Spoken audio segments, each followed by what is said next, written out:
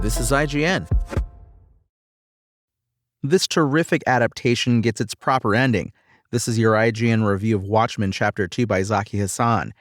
With the studied setup and exposition out of the way, Watchmen Chapter 2 closes out the animated adaptation of Alan Moore and Dave Gibbons' famously dense and multi-layered graphic novel in impressive fashion.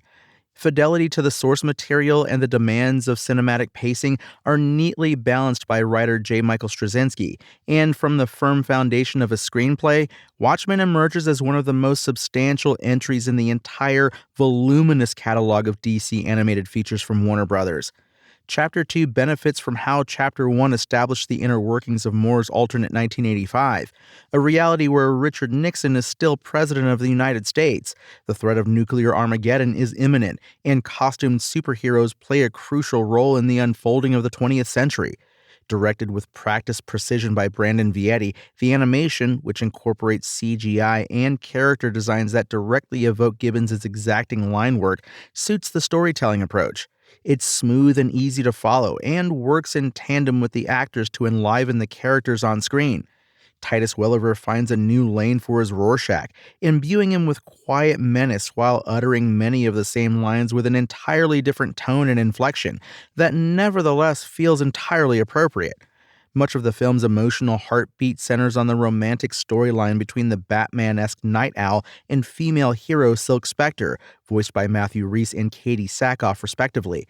Both actors are given more to do in this half of the story as their characters' relationship grows, and they do a great job bringing life to Moore's words in a way that feels respectful of his intentions.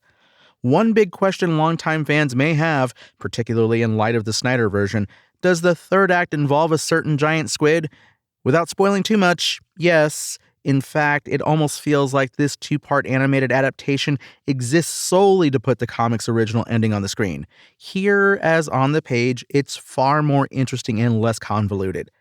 Straczynski masterfully compresses and eliminates elements when necessary, but his expertise with both screenwriting and comic book writing lends confidence to his decision-making on what to keep and what to cut. Key moments such as the death of the first Night Owl, Hollis Mason, one of the most heartbreaking parts of the book, and a runner about a popular pirate comic called Tales of the Black Freighter are woven into the overall story in such a way that they all work together towards streamlining Moore and Gibbons' work, while still preserving its emotional beats.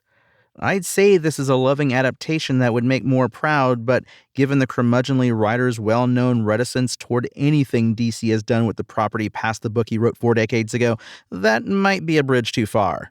For others who've enjoyed revisiting the graphic novel over the years, those who have never had the pleasure, or those who are curious after watching the excellent sequel series on HBO, this animated incarnation is a first-rate extension of the Watchmen legacy. Taken together, Watchmen Chapters 1 and 2 make for a richly rewarding excursion into one of the most important comic book stories ever told, and one of the most substantial entries in the entire voluminous catalog of DC animated features from Warner Brothers.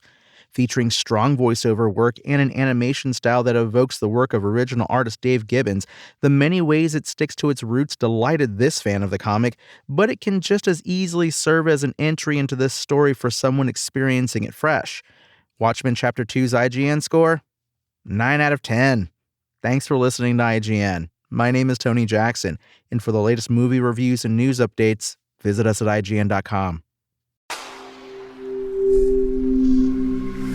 Spoken Layer.